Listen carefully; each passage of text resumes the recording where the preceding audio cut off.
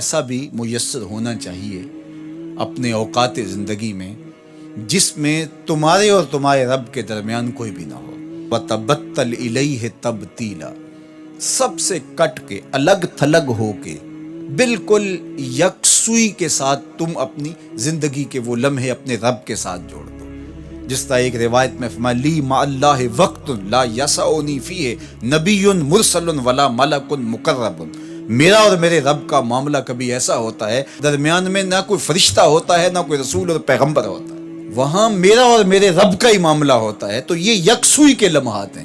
تو ہمیں بھی حضور علیہ الصلوۃ والسلام کے سینے سے نور لے کے اپنی زندگی میں کچھ ایسے اوقات مقرر کرنے چاہیے، اور وہ بہترین وقت میرے رب نے خود بیان فرمایا ناشیۃ اللیل ہے، وہ سحری کا وقت ہے، وہ رات کے لمحے ہیں، وہ پچھلے پہر کی مبارک گھڑیاں ہیں جب رحمتیں چھم چھم اتر رہی ہوتی ہیں اور اللہ کی رحمتیں بندے کا استقبال کر رہی ہوتی ہیں. تو اس وقت اگر اللہ کے حضور کھڑے ہو کے ربط قائم کیا جائے تو وہ اللہ کے ساتھ جڑنے کا بہترین وقت ہے. اور نماز میں تبتل ہو، جب ہم نماز پڑھ رہے ہوں تو مکمل انہماک رب کے ساتھ ہو.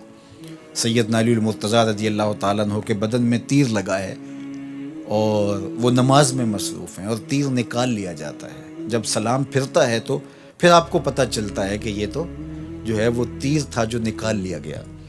تو یہ انہماک ہے، رب کے ساتھ انہماک. اور وہ فرمایا گیا حدیث جبریل میں کہ اپنے رب کی اس طرح عبادت کرو کہ گویا تم اسے دیکھ رہے ہو.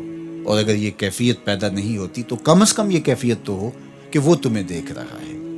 فاتخذہ وکیلا، اور اسی کو کارساز بناؤ، اسی پر توکل، اسی پر بھروسہ، اپنے امور اسی کے سپرد کرو.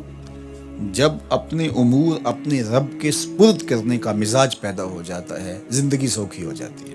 تدبیر کریں، اس کے لیے حکمت عملی ضرور آپ وضع کریں، لیکن کچھ کام کر کے اللہ پہ چھوڑ دیں. اور توکل بھی یہی ہے کہ آپ گھٹنا بھی باندھیں اور سپرد اللہ کے کر دیں. اسی کی طرف سے کام ہوتے ہیں اور وہی کارساز حقیقی ہے.